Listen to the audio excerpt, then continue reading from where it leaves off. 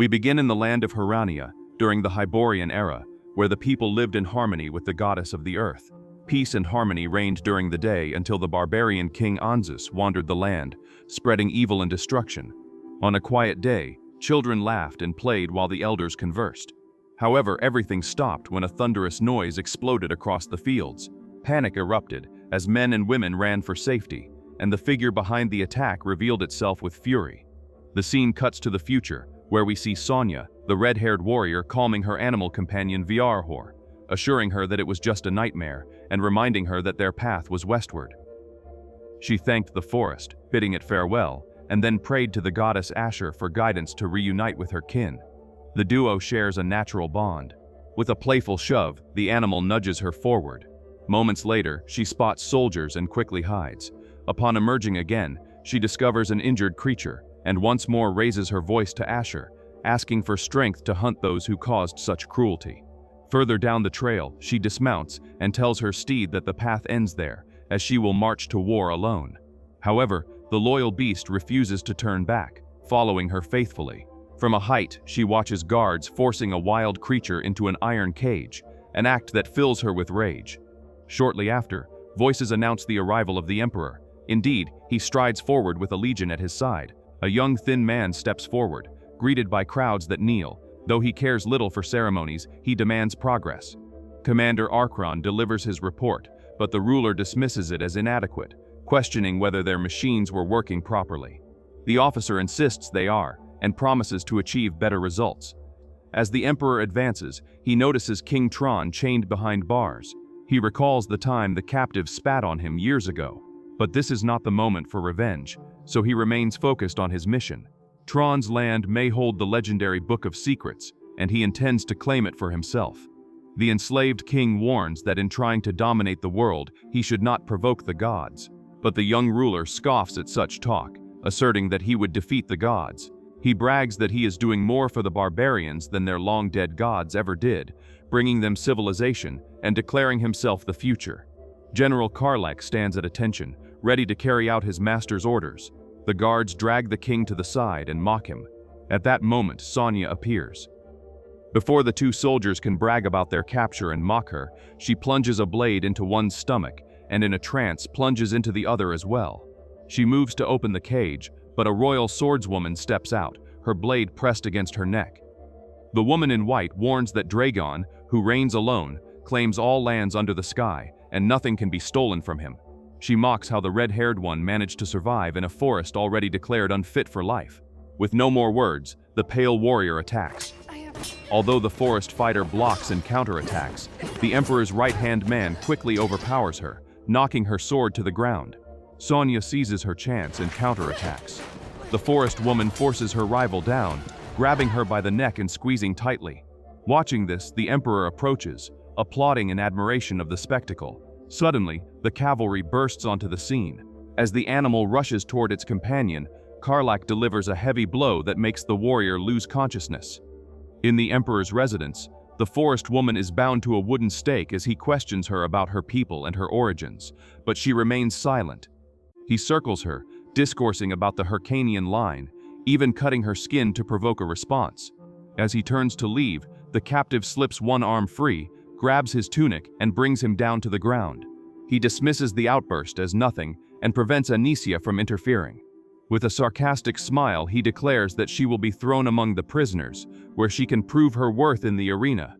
Dragged in chains and locked inside a cage, she sinks into memory. Her homeland under siege, her people massacred, others made prisoners. She sees her mother pleading for her to take the children and flee with the survivors. She is then taken along with the caravan to where the other captives are brought. Spotting soldiers treating her horse roughly, she breaks her chains with sheer strength, repeatedly beating one guard until reinforcements overwhelm her and force her into another cage. She then recalls the moment her mother was killed.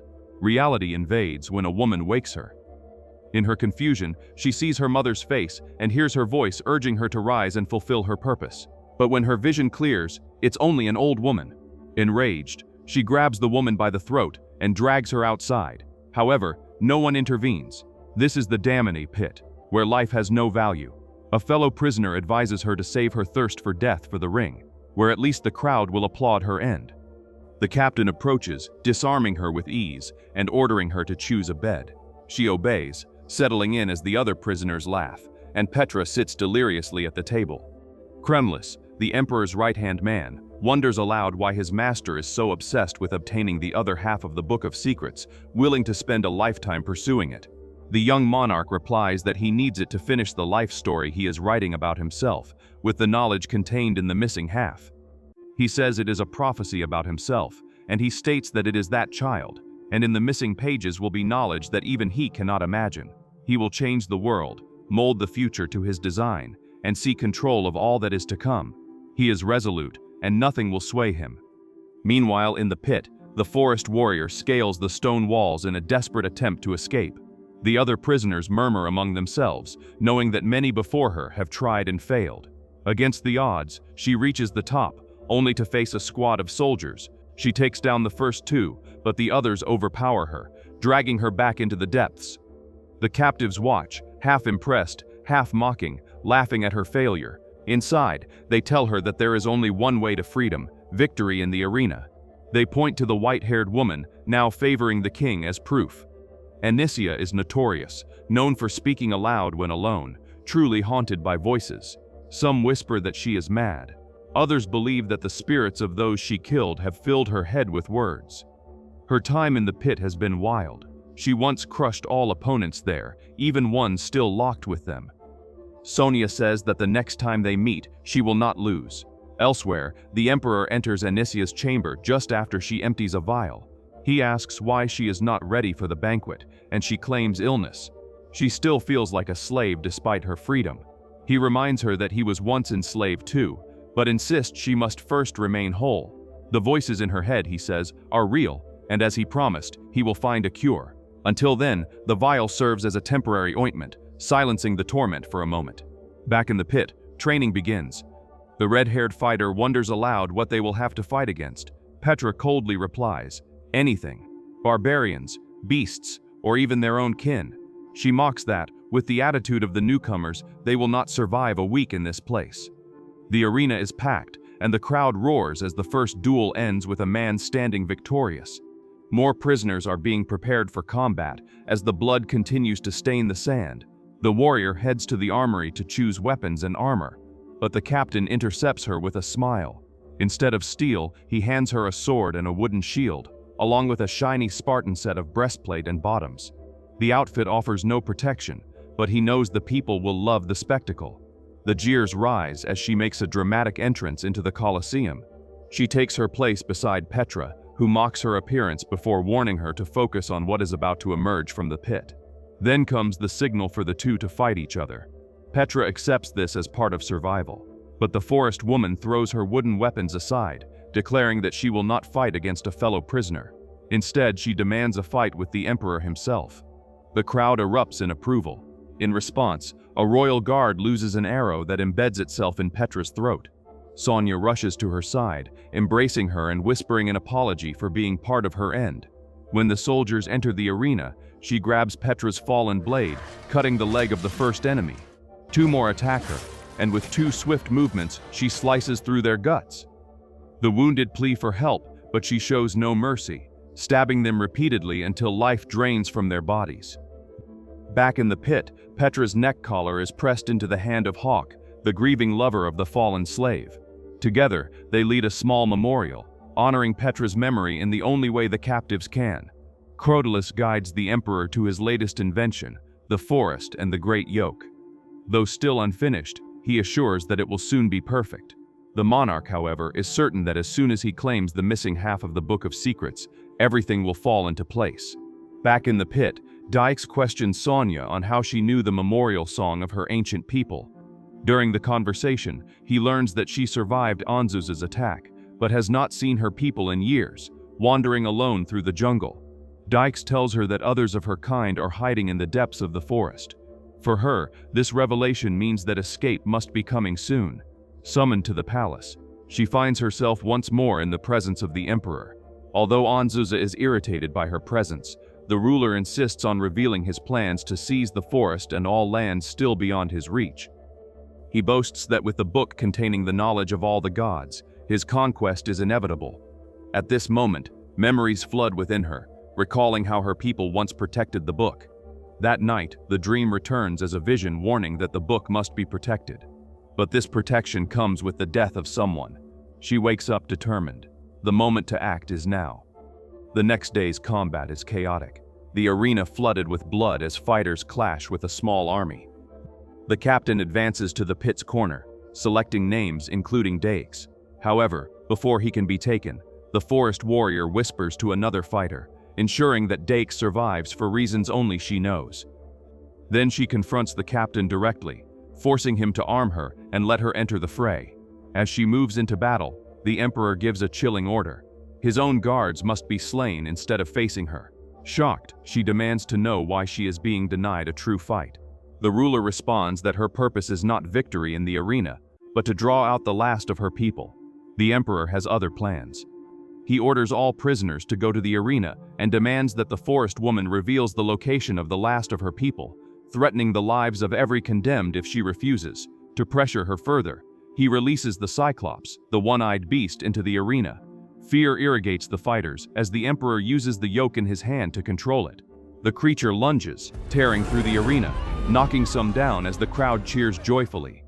The warrior, determined, notices a control switch on the Cyclops' back. She finds a way to reach it and pulls it. The beast, enraged, attacks her, nearly crushing her head but missing by inches. She appeals to the Cyclops, showing that she is not the enemy. The creature turns its fury against the onlookers above, causing chaos in the Emperor's area. With the outer area now open, she urges the pit's dwellers to escape and claim their freedom. However, she wishes to settle accounts first. She storms the castle, seeking Vert. The first soldier who dared to provoke her ends up on the sharp edge of her sword. More soldiers arrive, but she reacts swiftly and skillfully defeats her enemies with ease. She enters the next room, the laboratory, and orders everyone to leave. While searching for her animal, she finds her horse and is overcome with emotion, checking for injuries. Then her eyes fall on the orb, and a thought strikes her. She turns and throws spears at it. The Emperor and his men notice the tremor and fear the damage Sonia has caused. The unstable orb explodes and shatters, creating a thunderous boom that shakes the foundation and the whole building. The laboratory burns largely, and flames consume almost all of her life's work. The Emperor is devastated. Cratylus, his right-hand man, lies dead on the ground. One thing is certain to him: this destruction is the work of the forest woman. Anicia is sure she rode to the forest to find her people. The fighter gallantly mounts her horse, heading toward the freed slaves who applaud her as she arrives. They gather, exchanging introductions, and learn that Osin is the Prince of Shem. He tells everyone that they are equal and that no one should bow to another. Although he wishes to fight alongside them, he must return to govern his people. They share an emotional moment, embracing and exchanging a kiss before he departs, promising to return as soon as he can. As the group tends to the wounded, a knight arrives carrying a gravely injured man. He explains that the guard was part of a scouting party that was caught. The warrior questions him, and he reveals that the Emperor is right behind and will reach them soon. Sonia vows to end him first. One of the freed men suggests camping out and resisting the Emperor's army, but she shakes her head that it is too exposed and vulnerable. Digers urges her to return to her people, but she knows it would lead the Emperor to them. She decides to stay behind. Turning to the others, she instructs them to split up, warning them to avoid the danger that awaits her. The team vows loyalty to the cause, caring little about how it will end. They know everyone eventually meets death. They only wish to die a fair death for a noble cause. The Emperor and his men gather to plan. News reaches them that the warriors are numerous, but the army believes it will easily defeat them. Anicia pushes the Emperor to use brute force to crush the freed slaves before rumors spread that he cannot control them. This is an admission of weakness. The ruler bursts, declaring that he has no weakness, unlike the white-haired woman who relies on medicine to maintain her sanity. Realizing his outburst, he quickly apologizes, but she, understanding her place, instead offers her own apology while praising his ego, assuring him that he will conquer and rule all lands. The Red Devil appears, delivering a grim message. He throws the head of a fallen soldier in his direction, taunting them to send more. The Emperor presents a package to her as well, the head of Diex. She takes the news somberly, knowing that war is imminent. The Red Devil gathers with other Hyrcanians and encounters Hesper, who recognizes him from childhood. She recalls the events when Anzus attacked. After the warlord tried to seize the book, the priest protected it at the cost of his life. In the chaos, the book tore in two, one half for Hesper, the other for a young Hyrcanian who hid in the temple. Obsessed with his half, he grows in knowledge and cunning over time. This surprises Hesper, learning that the boy who was once a slave has become the feared emperor. The forest people reorganize, mapping a plan against the emperor and his forces as they march from the gates, armed with weapons of mass destruction. They load their machines with armor and set fires in the foliage to ignite the forest. Then they run toward the enemy, ready to attack. They set an ambush for the standing soldiers. When the moment is right, the freed slaves strike at once, revealing themselves from behind trees and underground, taking down some foes with swords and arrows. The white-haired woman appears, and the moment she dismounts from her horse, she hears voices urging her to kill the bold woman. Her first sword strike is deflected, and a large-scale duel erupts between the two women. They block each other's attacks with incredible skill. Anicia grabs Sonia's sword, plunges it into the ground to immobilize her, and then attacks with her own sword, cutting the Red Devil's stomach, who screams in agonizing pain. As Karlach and Hawk face off, the funny-faced giant threatens Hawk, saying he will send him to see the beloved woman in his life. Meanwhile, Anicia keeps the advantage, striking the Red Devil's stomach again. She quickly dodges the white-haired woman's counterattack and strikes her in the face. The fight between Karlach and Hawk soon devolves into a fist fight. Hawk does not hesitate to punch the half-monster, even receiving several blows in return. Hawk's strength is not enough to overcome the giant. Unfortunately, Karlach stabs him in the neck with an axe. Hawk fights for his life, but Karlach grabs his sword and plunges it into him, ensuring his death. Anicia finally finds a way around the forest woman and plunges her sword into her stomach. She whispers in her ear that she will be empress as soon as she delivers Sonia's head to the emperor. As she swings her sword to behead her, Bahor runs in and collides with the enemy, throwing her away. The horse returns, helping its owner mount its back and carrying her away. They reach the blood-filled river with rocks and statues. After a moment, Sonia sees her mother, who speaks to her consciousness, saying that she is destined for something great. Sonia feels sorrow for having offered prayers with no answers. But the truth is that she has been praying the wrong way. Now her mother appears in physical form, pulling her into the bloodied waters. She reminds her that the entire world depends on her to be saved, urging her to abandon her old self and fully step into her predestination. The emperor makes the captured slave kneel before him, recalling Hesper as the woman who abandoned him when Anzus attacked, though he insists that boy is long gone. The woman also remembers and calls him by his old name, which infuriates him, resulting in a slap to the face. She insists she never abandoned him, but he forces her to repeat it directly to him, as if he seeks some kind of redemption. He checks her pouch and finds the other half of the book, the piece necessary to complete his plan. He thanks her and strides away, but orders Arkan to take her life, while the guard refuses, claiming he cannot kill a sacred woman. As the emperor prepares to do so, an arrow suddenly flies, hitting a guard squarely and causing alarm in the camp. It is the Red Devil, charging in on his horse. The emperor wonders how someone Anicia claimed to have killed is alive and approaching. In no time, she is accompanied by Ocean and an army behind him, attacking together and forcing the emperor to flee. The two half-humans on either side collide in a brutal struggle, while the one next to Sonia overpowers the enemy, even biting at his neck. Meanwhile, the bold woman finishes off the guards outside. The first two guards rush to attack her, but she easily defeats them, swiftly attacking and knocking them down without hesitation. As the fight approaches, she drops the bow and draws her sword, cutting down the remaining men with relentless precision. Inside, the emperor joins the two halves of the book and discovers that the missing section is about healing. He flips through the pages, mocking their uselessness, and discards them. Desperate, he turns to Anicia, pleading her to face the warrior who is causing chaos outside, but she refuses. Her voice hardens when he uses the word coward. The voices in Anicia's head rise, echoing his words and provoking that she will never become empress. The emperor repeats them aloud, making it clear he knows exactly what haunts her. She realizes the truth.